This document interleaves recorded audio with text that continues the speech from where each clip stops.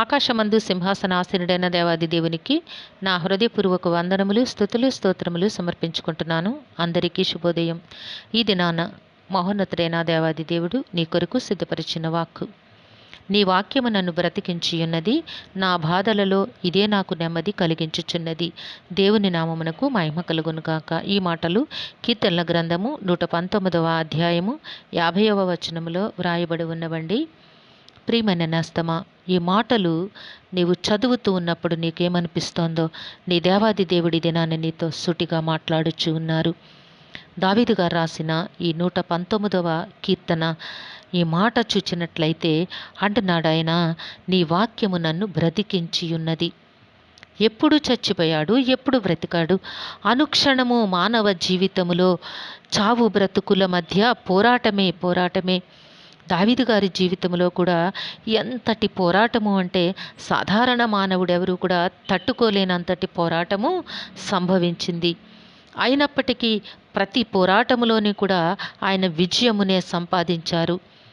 ఆయన దేవుని నుంచి ఉన్నతమైన ఆశీర్వాదములతో అతి చిన్న వయసులో దేవుని చేత అభిషేకించబడిన మానవుడయ్యున్నాడు. అట్టి దావీదు గారి జీవితంలో కూడా భయంకరమైన శ్రమలు వచ్చాయి, శోధనలు వచ్చాయి. ఎంతటి పరిస్థితులు అంటే ఎదురు పడితే మనిషి చంపేస్తాడు అన్న భయంకర ధోరణులన్నిటినీ కూడా దావీదు గారు ఎదుర్కోవాల్సి వచ్చింది. దానికి కారణములు ఏమైనా కావచ్చు, బట్ వాటన్నిటినీ కూడా ఆయన ఎదుర్కొన్నారు. అయితే అంటున్నారు ఆయన, నీ వాక్యము నన్ను బ్రతికించియున్నది. ప్రియమైన నేస్తమా, ఎప్పుడైనా నీ జీవితంలో నీవు ఈ మాట చెప్పగలవా? ఎప్పుడైనా నీ మనస్సులో నీవు ఈ మాట చెప్పుకున్నావా? వాక్యము అనగా దేవుని మాట అయ్యున్నది. దేవుని మాట నన్ను బ్రతికించింది అన్న సంతోషము కానీ కృతజ్ఞత కానీ నీ హృదయంలో ఎప్పుడైనా నీవు అనుభవించావా? దావీదు గారు అంటూ ఉన్నారు, నీ సేవకునికి దయచేయబడిన మాట జ్ఞాపకము చేసుకొనుము, దాని వలన నీవు నాకు నిరీక్షణ పుట్టించి ఉన్నావు. నీ వాక్యము నన్ను బ్రతికించియున్నది, నా బాధలో ఇదే నాకు నెమ్మది కలిగించుచున్నది. దేవుని నామమునకు మహిమ కలుగునుగాక. హల్లెలూయా, హల్లెలూయా.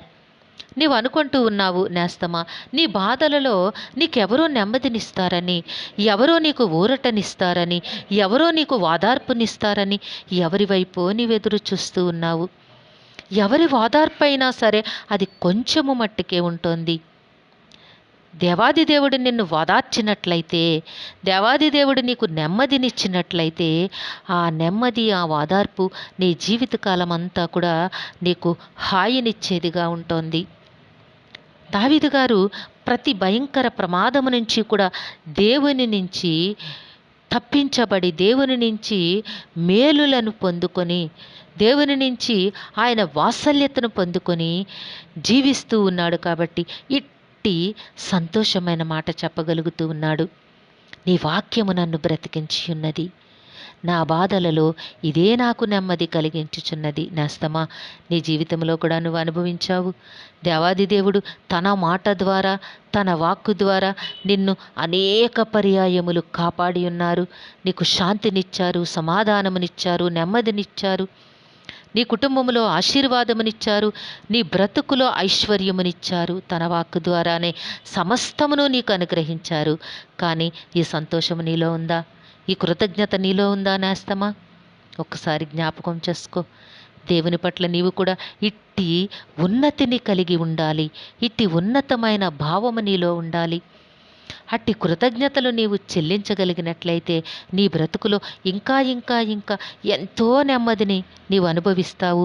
ఎన్నో మేళ్లను దేవుని నుంచి నీవు పొందుకుంటావు. కాబట్టి అనునిత్యము దేవునికి కృతజ్ఞతాస్తుతులు చెల్లించు. దేవుని మాట బ్రతికిస్తోంది, దేవుని మాట నీకు నెమ్మదినిస్తోంది, దేవుని మాట నీ బ్రతుకులో శాంతి సమాధానమై నిన్ను నడిపిస్తోంది.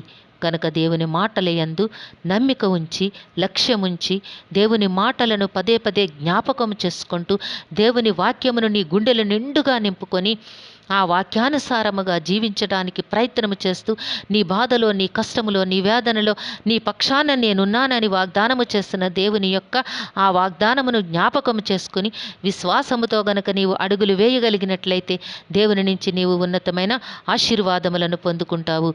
దేవుడు నిన్ను దీవించి ఆశీర్వదించునుగాక. ప్రార్థన చేసుకుందాము. సింహాసనాసనుడైన దేవ, మీ ఘనమైన నామమును కొందరములు తండ్రి. మీ బిడ్డకి మీరు ఇచ్చిన వాక్కును బట్టి స్తుతులు సమర్పించుకుంటున్నాము రక్షక. మీ బిడ్డ జీవితంలో నాయన వెలితిగా ఉన్న ఆ నెమ్మదిని, ఆ సమాధానమును మీరు అనుగ్రహించండి. కృతజ్ఞతాస్థుతులు చెల్లిస్తూ మీ నుంచి ఉన్నతమైన శాంతి, సమాధానములు, ఐశ్వర్యమును పొందుకునే యోగ్యత మీ బిడ్డకి ప్రసాదించమని మీ కాళ్ళు పట్టి వేడుకుంటున్నాము.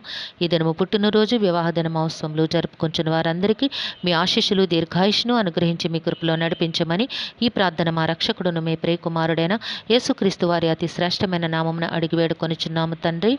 ఆమెన్. కరుణావాత్సల్యత కలిగిన దేవుడు మీ కుటుంబ జీవితంలో ఉన్నతమైన ఆశీర్వాదములు అనుగ్రహించి మిమ్మును ఆయన నామ మహిమ కొరకు జీవింపచేయునుగాక. Amen, amen, amen.